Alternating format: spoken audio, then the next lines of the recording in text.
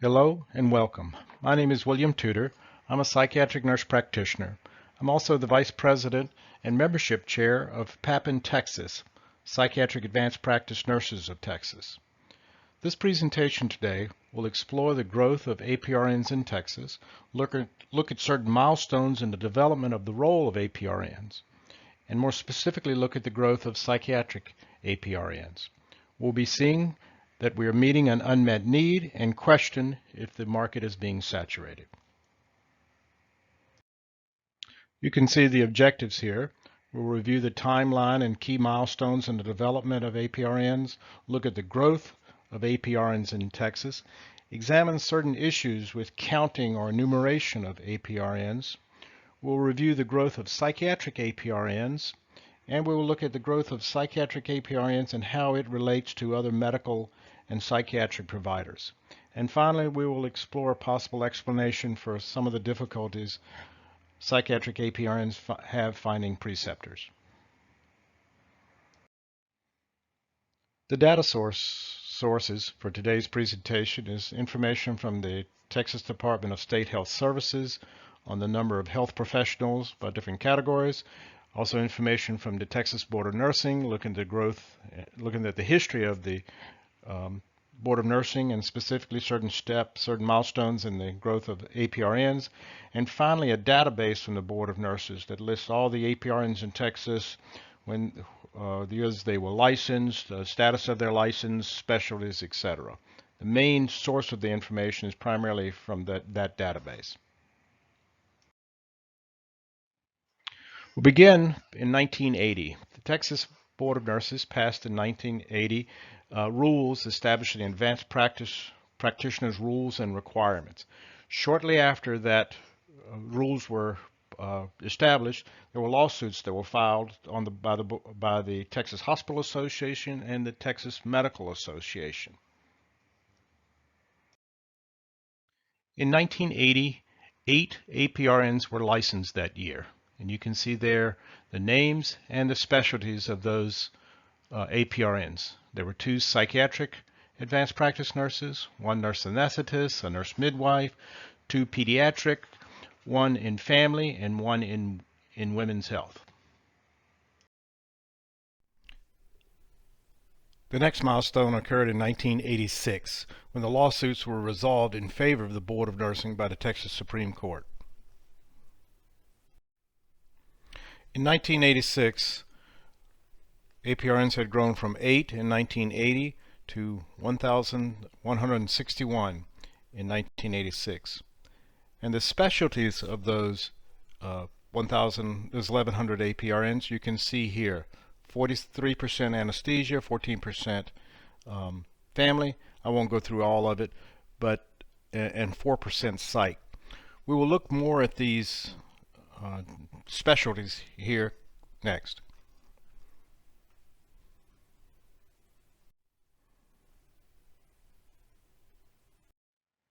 But this is where it can become a little confusing.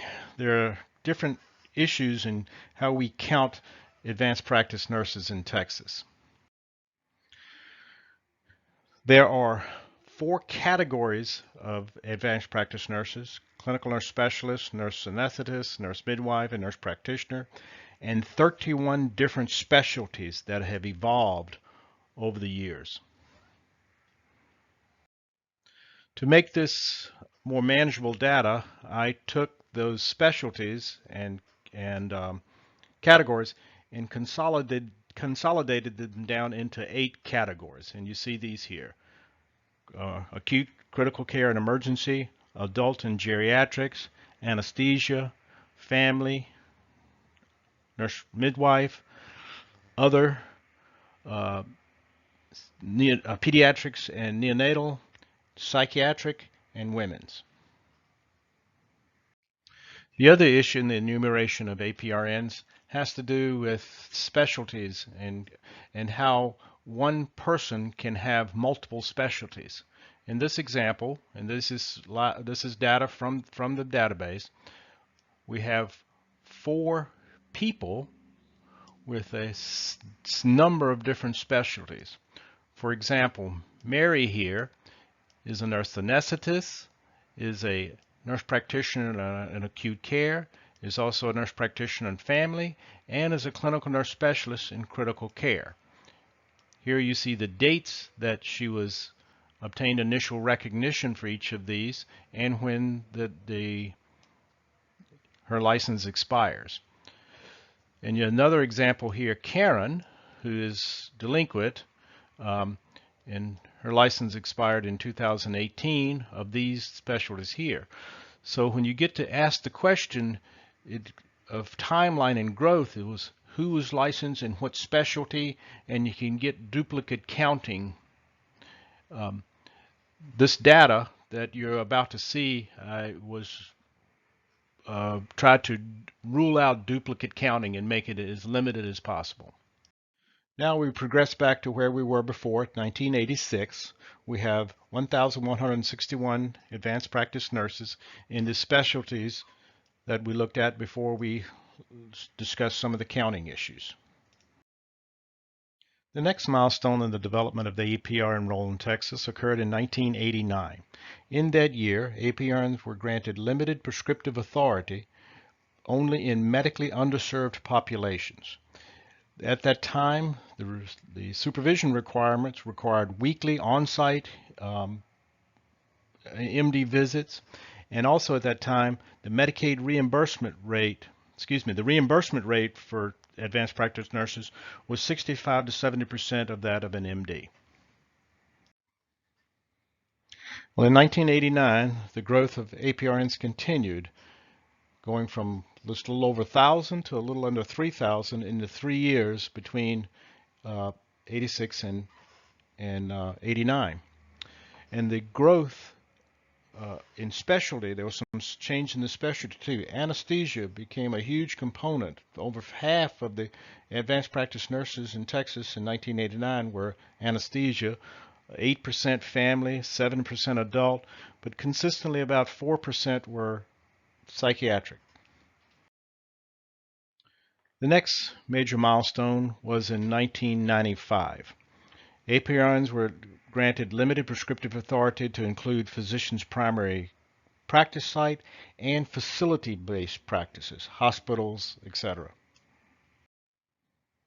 And the growth continued from a little under 3,000 to over 6,000 in the 6 years between 89 and 91. And the specialties were changing also. Anesthesia is now less less dominant. Has gone from a half to about a third. Women's has grown, adult and geriatrics has grown, and psych has grown as a percentage also, as has pediatrics. The next major milestone was 2 years later in 1997. The requirement for on-site visits decreased from weekly to every 10 days. Insurance companies were now required to include APRNs on the panel, and managed care companies were required to include the APRNs if the collaborating physician were on the panel.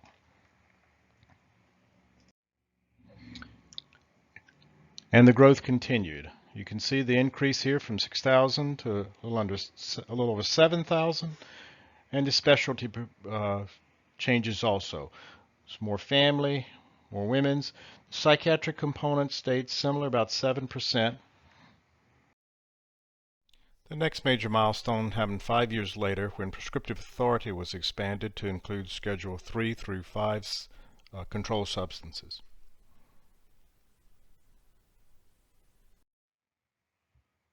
And in that 5 years, psychiatric advanced practice nurses increased from over 7,000 just a little over 10,000. And the specialties started to change also. Family becomes more of a significant part of it. Anesthesia decreases. Psych still stays a minor percentage, down percentage a little bit from 7% to 5%. And the next major step was in 2013. At that time, the elimination for site-based requirements were replaced with the standard prescriptive authority agreement, which is what we function under now in 2020. Also, were expanded to allow Schedule 2 prescribing in hospitals and in hospice situations. But in that 10 years, growth continued from 10,000 to almost 18,000. And now family becomes more dominant, with a third of the practitioners are family, about 25% are anesthesia, and psych remains at about 4 or 5%. And that concludes our review of the major milestones in the development of the APRN role in Texas. Since 2013, there have been no expansions in the role of APRNs. There was a change in 2019 that no longer required face-to-face meetings on a monthly basis. Next, we will look at the growth of APRNs in Texas. Now we will look at the growth of the APRNs in Texas. Starting in 1980, when there were 8 were licensed in that year, and concluding in 2019, where now we have 34,311 APRNs in Texas. As you can see here, it was a fairly steady growth up until the early 2010s, and then the growth curve increased significantly.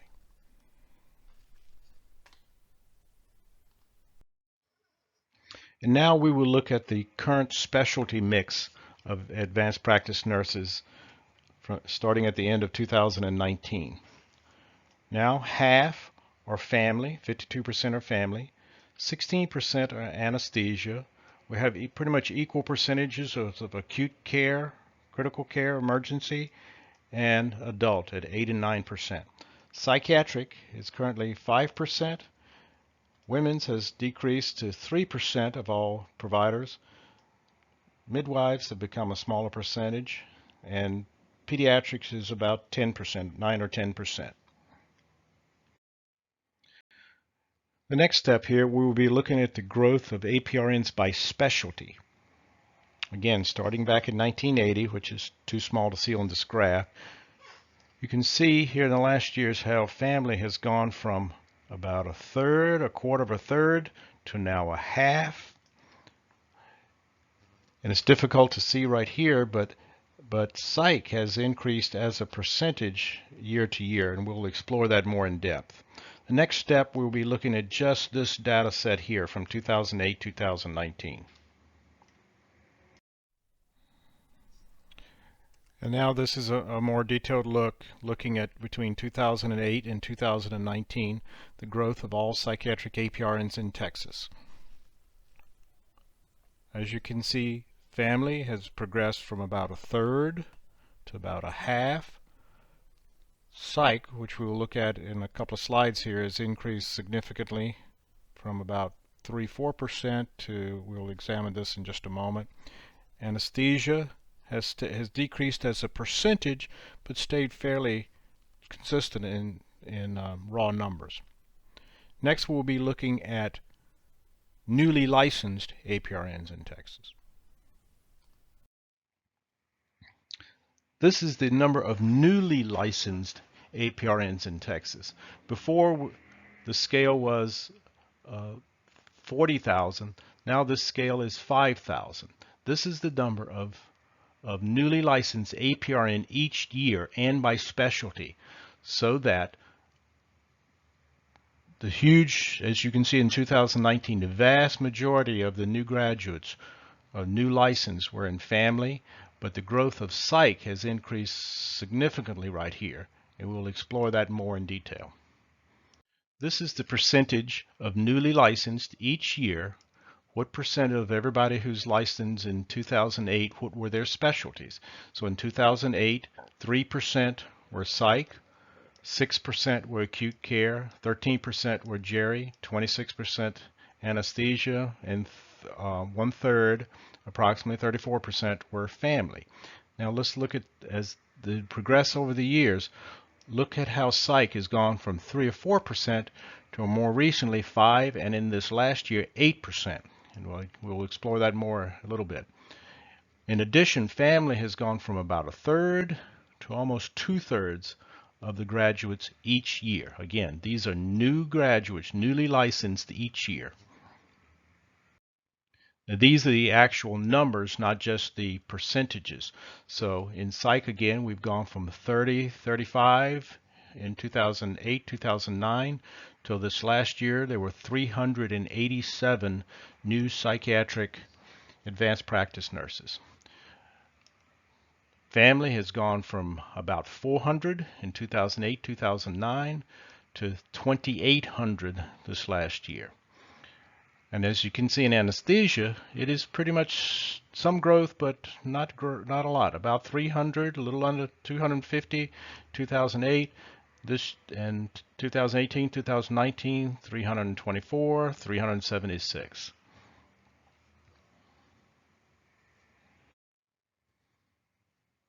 Now we will look at the growth of APRNs as compared to other medical providers. This is a 10-year growth rate. In that 10 years, the Texas population has increased 17%.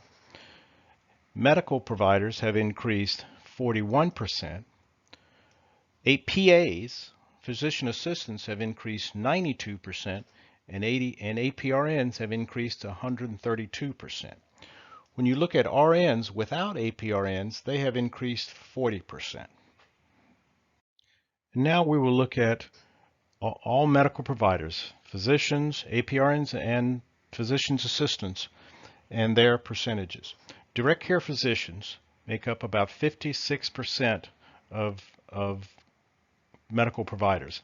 Now, of note, this does not include fellows, residents, teachers, administrators, federal, VA, etc., and it does not include locum tenens.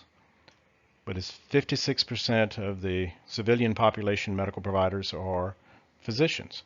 About a third are APRNs, and about 10% are PAs.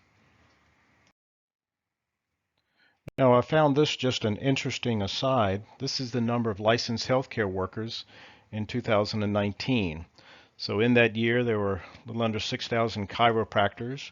There were about 25,000 LPCs and interns, a little over 10,000 general dentists, about 13,000 dental hygienists, pharmacists at 21,000, certified nurse aides with over 100,000, 85,000 LVNs, 200,000 RNs without APRNs, just the RNs, 34,000 APRNs, which we saw before, and we've seen these numbers before. This is direct care MDs and PAs. Now we will focus specifically on psychiatric APRNs and in a few moments psychiatrists. So this is the growth of psychiatric APRNs in Texas, starting with those two that we saw back in 1980, progressing to in 2019 there were 1,556 psychiatric advanced practice nurses in Texas, and that growth curve has had a very sharp upward turn since approximately 2014-15 or so. In this graph, we will explore the number of newly licensed psychiatric APRNs each year.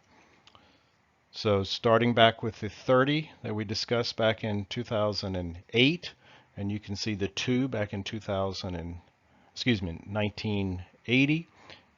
And then it really took a turn right here again in 2014, 15, 16, going from under 100 a year to about 100 to 300 this last year.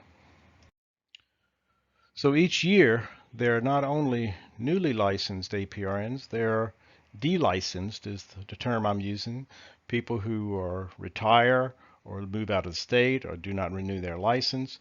But that is a much smaller percentage than the number who are getting licensed every year.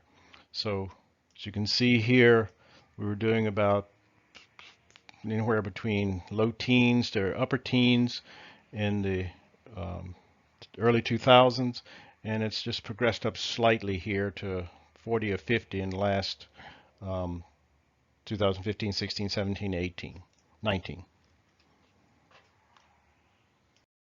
And now we will look at the growth rate of not only the other providers, as we looked at physicians, PAs, APRNs as we did before, but we will look at psychiatrists and psychiatric APRNs. This data we saw before. This is the new data. Psychiatrists in that 10-year growth went from increased about 40%, which is similar to the rate of all physicians.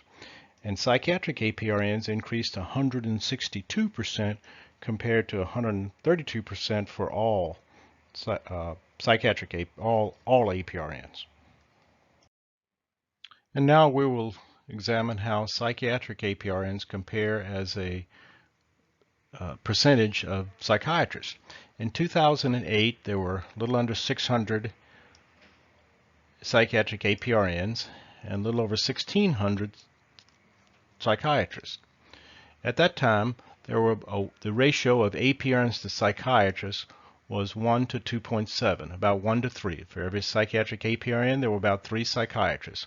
Or said another way, about 27% of psychiatric providers were APRNs.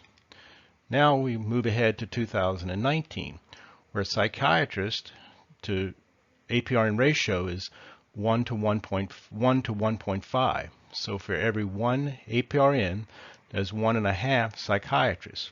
Or said another way, psychiatric advanced practice nurses make up 41% of the psychiatric providers.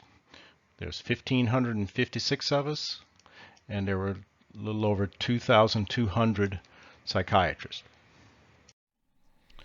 Now we move forward to our next section of the presentation, looking at what we're calling the preceptor problem. As many of you know, psychiatric advanced practice nurses many times have difficulty finding preceptors for their clinical hours, and this may be a possible reason for that. This looks at the number of newly licensed psychiatric APRNs each year as a percentage of all current psychiatric providers.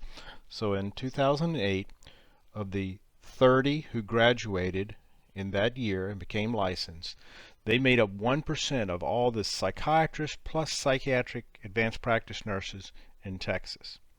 Where now in 2019, the 11%, that 387, make up 11% of all the psychiatric providers in Texas. So, and that many times, or most of the time, a student psychiatric APRN has to have more than one preceptor. So it is possible that to get the clinical hours, almost 15–20% of all psychiatric providers would have to have on students to meet that need. So that shows part of the real problem of why there's such difficulty finding preceptors for psychiatric APRNs in Texas. Now, there are certain limitations to this presentation. Not all people who are licensed in Texas practice in Texas. There are many people who might live in another state, have a license here but do not practice here. There are people who may live here but practice to teleroles in another state. Not everybody who has a license is actually active in practice. And as we reviewed before, that people can be dually licensed, so they might be licensed in family and psych but not practicing in psych. So not everybody who is licensed is necessarily practicing in all the roles that they are licensed. And not all psychiatric providers are necessarily certified. So as some in family could be providing primary psychiatric care but are not certified in psychiatry. But here are the major conclusions of this presentation. Over the 40 years, APRNs have become a significant provider of medical care, with approximately 1/3 of all medical providers that are now APRNs. There are 3 times as many APRNs as there are PAs. Psychiatric APRNs make up 40% of the psychiatric providers in Texas. In the 12 years, psychiatric APRNs have grown 4 times the number of versus the growth of psychiatrists. 40% growth for psychiatrists, 162% growth for psychiatric APRNs, and psychiatric APRNs have increased almost 10 times the rate of the Texas population. 17% growth for the Texas population versus 162% for psychiatric APRNs.